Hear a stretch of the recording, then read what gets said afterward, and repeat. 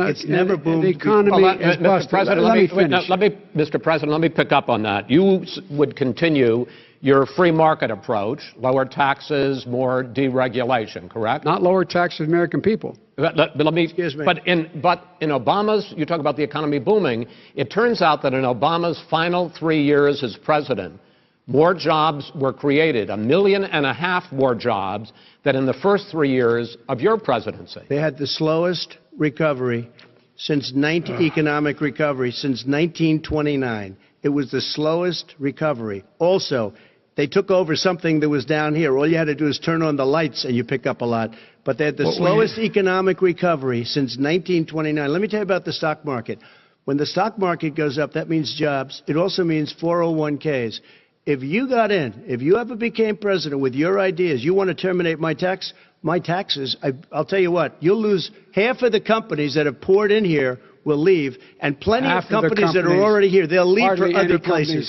They will leave, and you will have a depression, the likes of which you've never seen. Look, we inherited the worst recession short of a depression in American history. I was asked to bring it back. We were able to have an economic recovery that created the jobs you're talking about. We handed him a booming economy. He blew it. It wasn't booming. Blew it. He blew it. It wasn't booming. It was the weakest recovery since 1929. Is it fair to say he blew it when fact, there was record low unemployment before COVID? Yeah, but because what he did, even before COVID, manufacturing went in the hole.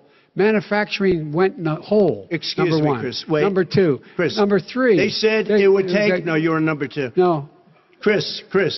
They said it would take a miracle to bring back manufacturing. I brought back 700,000 jobs. They brought back nothing. They gave up on manufacturing. Part of my standard fare. I'm the guy that brought back the automobile industry. All right, let him know. We brought back, I was asked to bring back Chrysler and General Motors. We brought them back right here in the state of Ohio and Michigan. He blew it. They're gone. He blew it. And in fact, they're going. Ohio had the best year it's ever had last year. Michigan had the best year they've ever had. That is not Many true. car companies came in from Germany, from Japan, went to Michigan, went to Ohio. They're not having and they didn't come in with you. Mr. Vice President, go ahead. And so you take a look at what he's actually done. He's done very little. His trade deals are the same way. He talks about these great trade deals. You know, he talks about the art of the deal. China's perfected the art of the steal. We have a higher deficit with China now than we did before. We have the highest trade deficit with Mexico. China ate your lunch, down 18%. China ate your lunch, Joe, and no wonder your son goes in and he takes out billions of dollars. Takes out billions of dollars to manage. He makes millions of dollars. And also, while we're at it, why is it, just out of curiosity, the mayor of Moscow's wife gave your son $3.5 million.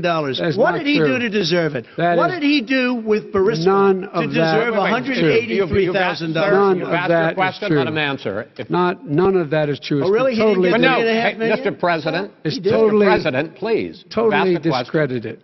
Totally discredited. And by the way... Well, wait, he didn't get $3.5 million, Joe? Mr. Vice He got $3.5 million. That is not true. Oh, really? Mr. President, it's an open discussion, please. It's a fact. Well, you have raised an issue. Let the Vice President answer. Discredited. Did Burisma pay him $183,000 a month with no experience in energy?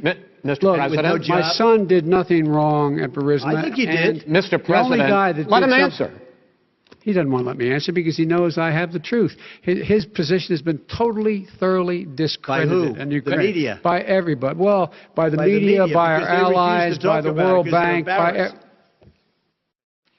by everyone has discredited. Matter of fact, even the people who testified under oath. So let me ask you this, Joe. No, go ahead, Mr. I'm listening to you.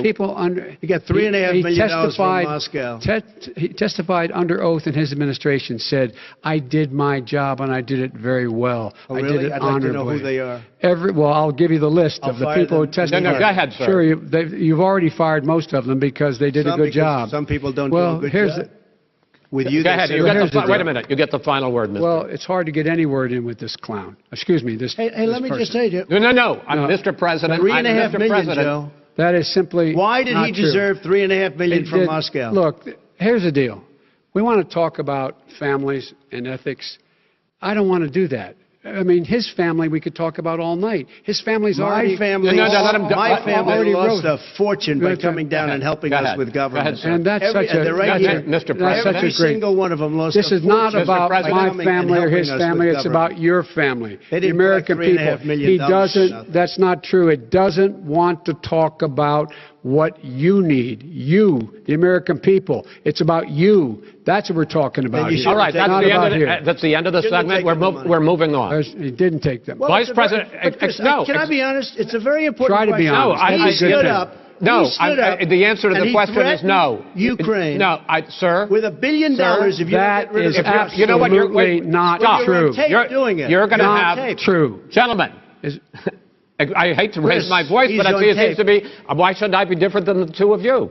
So here's the Got a deal. good point. We have 6 segments. We have ended that segment. We're going to go to the next segment. In that segment, you each are going to have 2 uninterrupted moments. In those 2 uninterrupted minutes, Mr. President, you can say anything you want. I'm going to ask a question about race, but if you want to answer about something else, go ahead.